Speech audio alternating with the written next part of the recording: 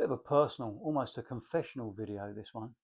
So I'm very well aware in making the videos that I make that I upset and ostracize a lot of people. I'm very well aware that probably half the population totally disagree with me, think I'm an idiot, a fool, a racist, a gammon, a bigot, all those names I get called all the time. I'm very well aware that people that I know and that I am friendly with or considered friends may well disagree with me, may well misunderstand why I do it.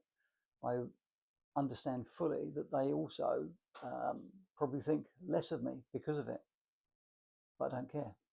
And there is a very specific reason that I don't care. And there's a very specific reason why I don't mind if I upset people. There's a very specific reason why it doesn't bother me getting called names or labelled or being targeted at all. I'm going to play you a very short clip of a man who's very emotional, clearly, at this point. This is part of a much, much longer interview. And I'm sure a lot of people will take the piss out of him and out of me for sharing this clip. And a lot of people will probably belittle it and say, well, I thought he was supposed to be a hard man. Why is he so upset? So just watch the clip, listen closely to what he has to say, and then I'll come back to you. My kids and my grandkids will get to watch the documentaries we've produced. They'll get to see the 100,000 people in Trafalgar Square. They'll get to read the 4 best-selling books. They'll get to understand that their dad played a major part. Whether we win or lose, I believe we win. There's no other option. That their dad played a part in awakening the masses of Great Britain, in standing up against the globalist agenda to destroy our nation states, in standing up. There is a revolution brewing across Europe. You see it in the voting patterns. I want to play my part. And I always say, and I mean it, if someone's got to fight, I'll fight.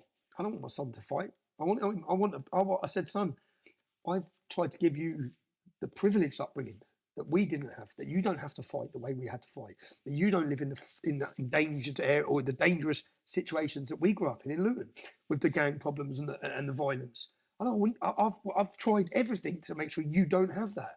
And that's the same for the whole country. So I've seen the problems in Luton. I've seen it. I've lived it. And I always thought, you know what, I'll fight and die for Luton. I've always been tribal. I've been tribal about school when we used to fight other schools.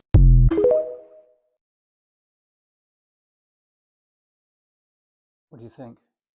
I relate to that clip in so many ways. Of all of the things he has said and done, this is probably one of the things that just clicks in my head more than anything else. Why is that? Well, because when I said to you earlier, before that clip, why don't I care about these things? Why? What are my specific reasons? It's exactly the same reason.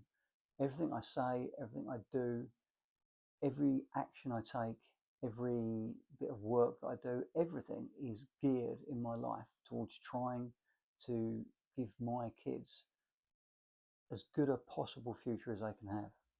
And then more broadly, outside of my kids, my wider family, and then my country, I suppose.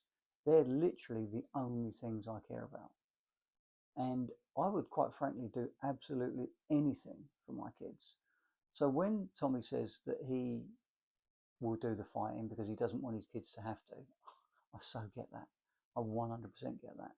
I do not want my kids to be in a place of danger. I do not want my kids to grow up in a country riven with strife and full of issues and people that want to bring them down and want to bring the country down.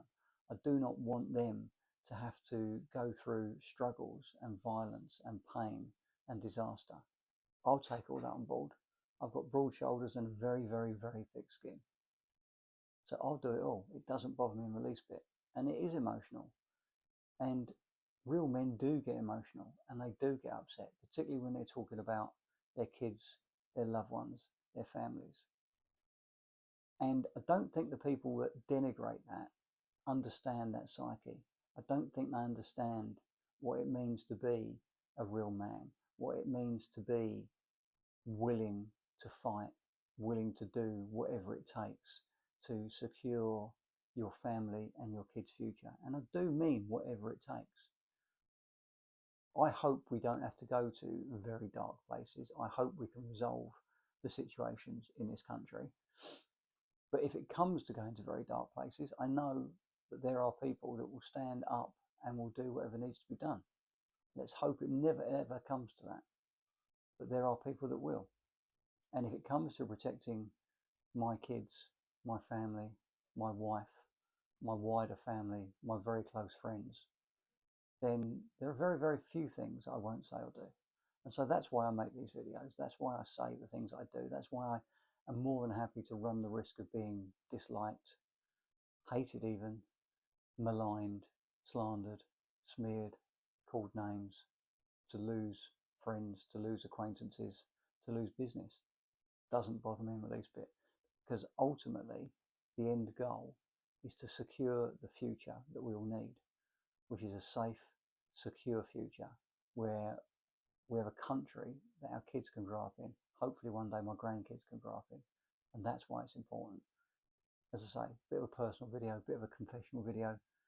You might laugh at it. I'm sure when I put this on X or on Instagram, I will get the usual suspects coming on and calling me a shill and taking a piss out of me and taking a piss out of the people I associate with. Guess what? It doesn't mean a thing.